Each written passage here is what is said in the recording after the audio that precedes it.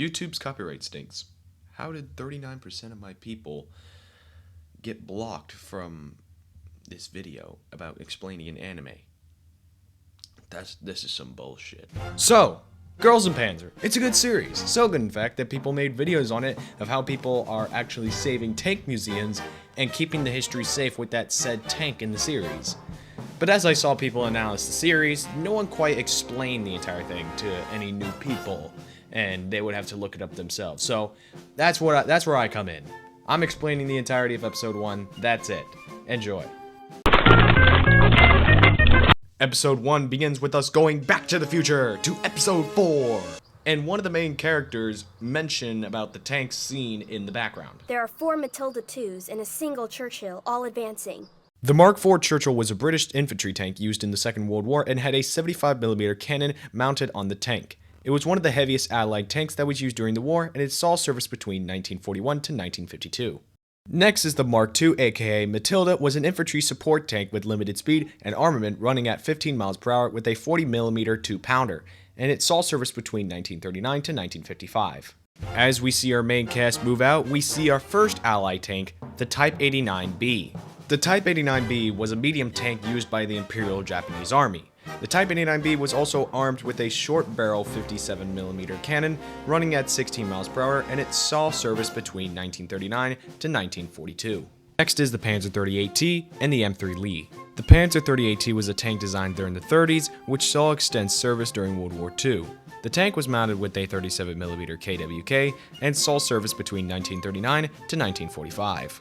The M3 Lee was an American medium tank mounted with a 51mm cannon in the front hull and a 38mm cannon on the turret, and it saw service between 1941 to 1955. On the left side of the screen, we then see a Stug 3F, which was an assault tank with a 75mm cannon. The Stug 3 was considered to be a self-propelled artillery, but it was not clear which land combat arm of the Nazis would employ, and it saw service between 1940 to 1945. Moments later, all 5 tanks made a move to the British, which then led to the seeing the third-person view of the Panzer 4D. The Panzer 4D was armed with a small 75mm cannon with very low armor, and it was the only German tank to remain in continuous production throughout the war, and it saw service between 1939 to 1945. Around 2 minutes later, the Panzer IV took the first shot but missed, which didn't make the British happy. The British quickly finds the Panzer IV and tries to chase it down in the cliffs area. The British then fires at the Panzer IV, but it maneuvers every single shot. This goes on for quite some time till the last shot when we flash to the present time. And speaking of flashing, it was actually a nightmare. It's a new day, it's the first day of a new school, new home, and a new place to live. Ah, the smell of fresh air, the smell of bread, and hey, even the smell of fast food in the morning. And a new day starts at Ori Girls Academy. A place where women young and old, and small and tall, they be taught various things with various clubs. Life can never be even more simpler. Apparently, for Miho, things aren't that simple, apparently. She looks lonely, she's having a hard time making friends, but something changed. Apparently, 2 students were shown up right behind her. They asked if she wanted to eat together at lunch. You know what? I'm done. Hana explains that they wanted to try to talk to Miho since she's new at the school. As Sayori was about to explain her name, Miho already remembered her first, last, and date of birth without even getting a first glance at their actual face. What the hell you say? You're saying that if you take a look at the board where they show their first, last name, and even their date of birth, their blood type, what their favorite tank is, what their favorite color is, what their favorite flower is, then you remember a single one in only a matter of minutes. This is literally Abraham Lincoln, but with a bigger mind. We just met and you already know both our birthdays! Yeah, I looked at our class list and learned everything about everyone so I could make friends with people easier. Could have been worse. It's a new day, I couldn't do this all in one sitting. During lunch, they talk about how Miho transferred to Ori if she had family or something happened, but that's not the case. The case is that Miho moved to her old home to Ori all by herself.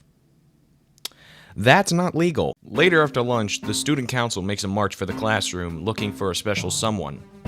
I wonder who that would be. The student councilor chancellor Anzu tells Miho to sign up for tankery while Miho was desperately trying to avoid it for some reason. And then it gives her major Vietnam-like flashbacks. 3 minutes of a non-necessary scene later, the student council rallies up an assembly talking about reopening tankery with a special video. In the first 10 seconds of the video, we see one of my favorite tanks, the Mark IV. The Mark IV was a British tank in the First World War, introduced in 1917. It had two 57mm guns, 3.303 machine guns. The Mark IV was the first used in the Battle of Messines Ridge, and it remained in British service until the end of the war. Next, we see a German A7V. The A7V was a heavy tank introduced by Germany in 1918 during World War I. It had a 5.7 Maxim Nordenfeldt gun and 6 7.9mm machine guns, and it saw service between March 1918 to October 1918. This tank doesn't even exist.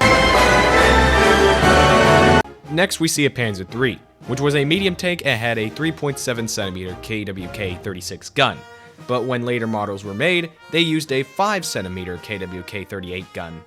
Unfortunately, it turned out to be ineffective against Soviet T-34 tanks and KV-1 tanks, and it saw service between 1939 to 1945. As the video goes on, a lot seem to be inspired to join, and at the end, they have a super cool explosion. Absolute cinema. The student council then explains what they're going to be rewarded with if they do well in tankery. Those who perform well in the course will receive 100 meal tickets, 200 free passes if you're late, and finally 3 times the credit you'd receive in another class. Huh? Later after school, Miho is seen depressed on her bed of whether she wants to do tankery or not, with some tragic flashbacks that is later fully seen in episode 7. The next day, Miho decides that she doesn't want to do tankery, which leads to her friends following the same path as Miho. Well, you know what they say, tankery was not just a club, but was the friends we made along the way.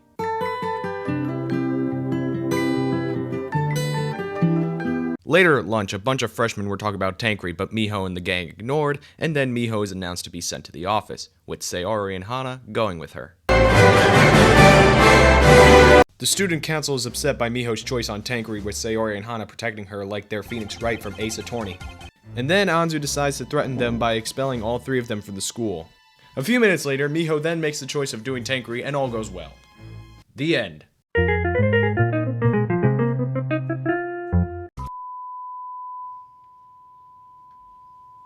That's it?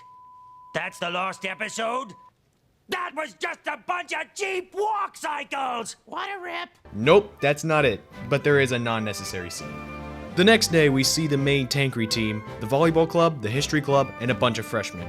And Yukari in the back. The student council arrives and the big doors open as we see not 5, not 4, not 3, not 2, but 1 tank.